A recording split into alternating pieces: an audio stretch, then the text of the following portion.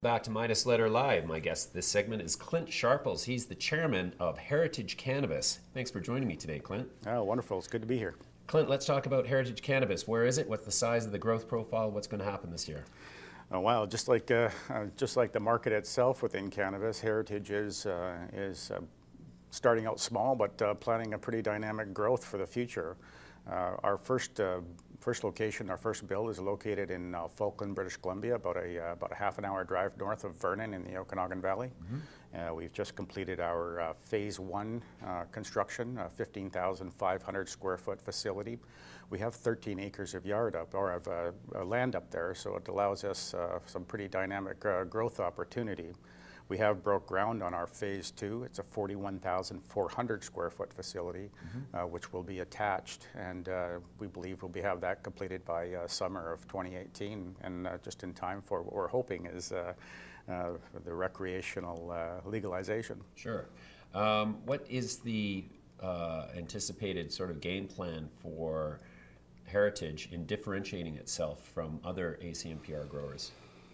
Well, if you take a look at what most growers are doing right now, it's not much different from what we're setting up.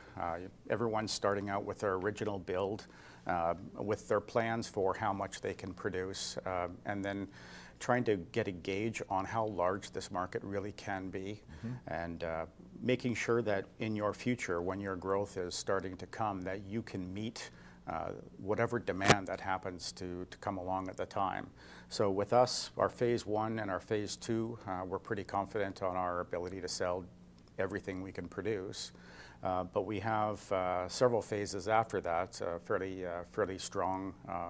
If we have a fairly strong demand, we can get going on it quickly, which would build us up to about 420,000 square feet. Everybody in the cannabis industry jokes about the 420, but it wasn't planned that way. With a fairly sizable facility, a little over 40,000 kilograms of planned grow, that can be put into production by about this time next year, a little bit later, maybe summer of 2019 if we're really aggressive about it. Sure. Okay, so you're gearing up for the medical market now, but you'll be in a position to service the recreational market should that evolve. Sure. The medical market today is quite well served. When you consider to be somewhere along 200,000 people who can be ordering product right now, but when they're estimating the recreational market to be north of 5, maybe 6 million people here in Canada, you know that demand's going to skyrocket. You bet, you bet. Okay, so you've got a footprint exclusively in British Columbia. Do you have any ambition or plans towards international expansion? Not international. We are looking to expand more within Canada. We've acquired a property up in Ontario in the Clearview Township, which is right near Collingwood. And it's a 90-acre facility, of which it's a current orchard right now that would be cleared to allow us to put up to 3 million square feet, should we wish. Now you're talking. Yeah, you're talking a little over 300,000 kilograms worth of grow potential up there. As soon as we get our license here in British Columbia, we can extend our license into Ontario, and a little bit more of aggressive growth at that time. A lot of it depends, again, on the size of the market demand.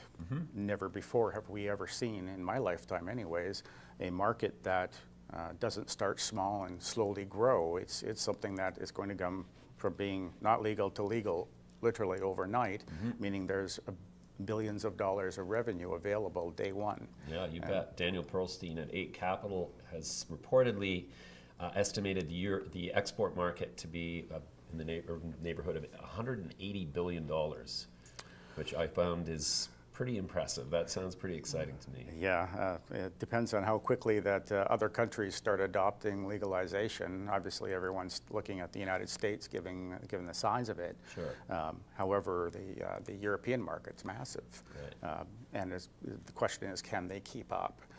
And if they can't, they'll be reaching into Canada. And if they're reaching into Canada, who do they reach to? We have agreements with Canopy, the Canopy Growth Group, where we'll be looking to sell a lot of our product through them, particularly in the early years, first 3 years of being in existence. They get us to market, they get us to cash flow quickly in comparison to with building our own infrastructure. And you know, their setup is ideally suited for smaller growers such as us to be able to market our products through them. Okay. Are you growing right now? We are not. No, we've just completed literally this week our phase one. Our evidence package is being prepared right now, targeting submitting it next week. Sure. We answered a lot of the questions that Health Canada had prior to us completing our build. So we don't anticipate a lot of issues on Health Canada's side, with the exception of their capacity and ability to handle the amount of work that's coming their way right now. Sure. They're a little swamped. Yeah, they issued 15 more licenses in the last week, so they're doing all right. All right, Clint, we're going to leave it there for now. We'll come back to you in a couple of quarters' time and see how things are growing for you. And thanks for joining us today. Looking forward to it. James, thank you. And we're done.